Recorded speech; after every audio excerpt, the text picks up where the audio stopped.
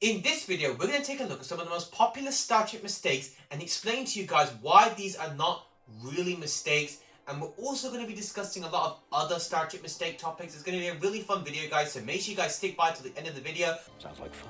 But, quick disclaimer, guys, we are not going to count any mistakes that are from the original series because it's only fair. The original series kept getting cancelled. There was budget issues and other production issues. So I don't think it's really fair to count any mistakes from the original series. So we're going to give the original series a slight pass. That is logical.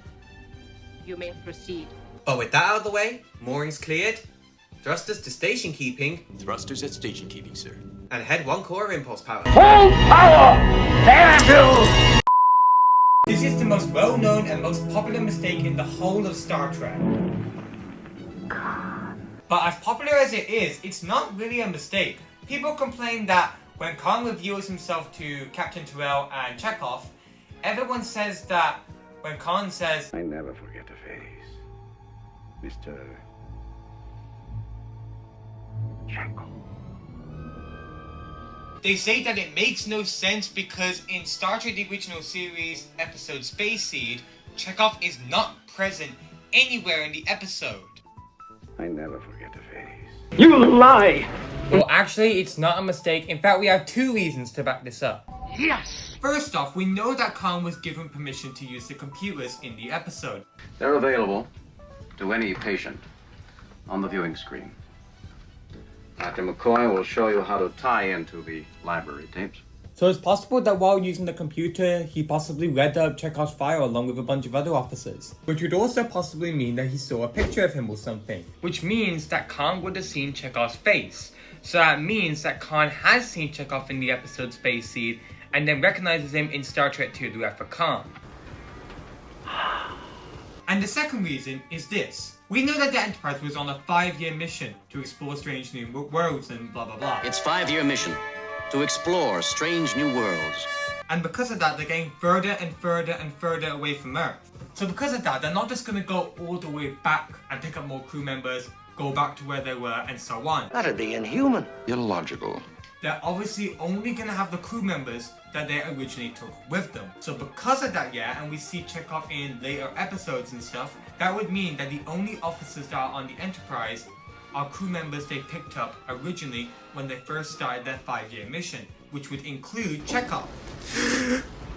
So overall, I think both reasons disprove the mistake, especially the first one about Khan having access to the computers. Because Khan could have easily found Chekov's file, seen his face, because every single file for each crew member will have a picture, read his name, and thanks to his superior memory of being genetically enhanced, that he would still remember Chekov 50 years later. Whew, alright, so with that mistake out the way, let's move on to the next mistake. Warp speed. Nice. Now, another really popular mistake that really isn't a mistake is when Captain Kirk in Star Trek II: The Wrath of Khan says, Prayer, Mr. Savick. The Klingons don't take prisoners. On the planet below, I have 3 prisoners from the team who developed your doomsday weapon. Prisoners have been coordinates. Bob, wait! The Klingons don't take prisoners. No! I have 3 prisoners from the team. The Klingons don't take prisoners. How can that be? I lied. Praise God! and even in the original series, the Klingons did take prisoners. Take him.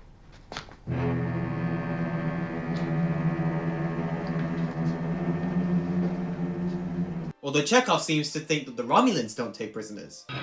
Sir, the Romulans do not take captives. However, if we look at the context of these situations, we can determine that in Star Trek II: The Wrath of Khan, in the Kobayashi Maru test, the Enterprise had entered the neutral zone and were in battle with the Klingons. Now entering the neutral zone. Evasive action. If the Klingons are in just a normal spaceship battle, they are going to destroy you. They are not going to take prisoners.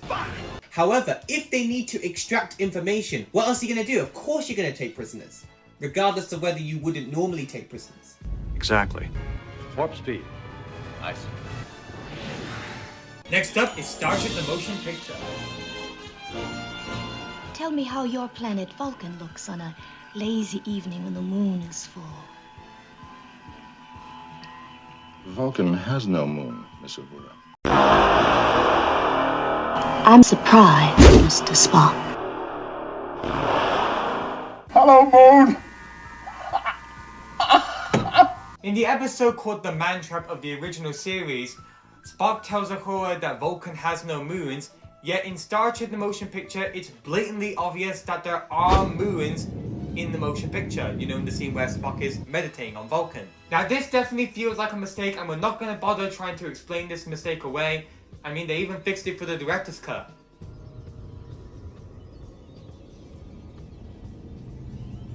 However, in the same scene, there is another mistake, which we can explain away. Yes! Why is it that in this scene, after Spock's meditating, does he shield his eyes from what looks to be a sunny sky, but in the reverse angle shot is actually a night sky?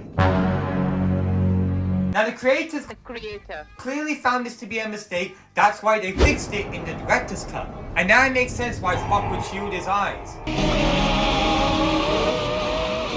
Fascinating. Now one thing we could argue is that we don't know how bright the sky is on Vulcan compared to Earth. So it could be that the reason why he's shielding his eyes is because even though it's a night sky, it's a bit too bright for him on Vulcan. And remember, Spock was in deep meditation, which means he would have closed his eyes for a long period of time. And when you close your eyes for a long period of time and reopen them, your eyes are going to have to adjust to the light, causing you to shield your eyes. So that would make sense why Spock was shielding his eyes. But also, it kind of looks like Spock is squinting, trying to look from a far distance, which would make sense since the Vulcan Masters were very far away from Spock. Also, on a little side note, does anyone else think that in Star Trek the Motion Picture, the Doors just really want to try and catch everyone off guard? I mean, look at Dr. McCoy, he barely clears the doors. I know engineers, they love to change things. Playing games with life. So guys, those are the Star Trek mistakes that we covered in this video. Do you guys agree with our opinions? Who am I to argue? Let us know in the comments down below. And if you have your own ideas, please let us know in the comments down below. And if you guys want to see a part 2, let us know in the comments down below.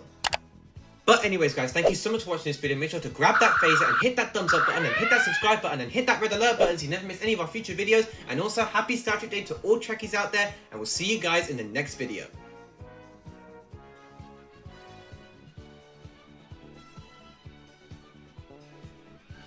Viewer off. Viewer off.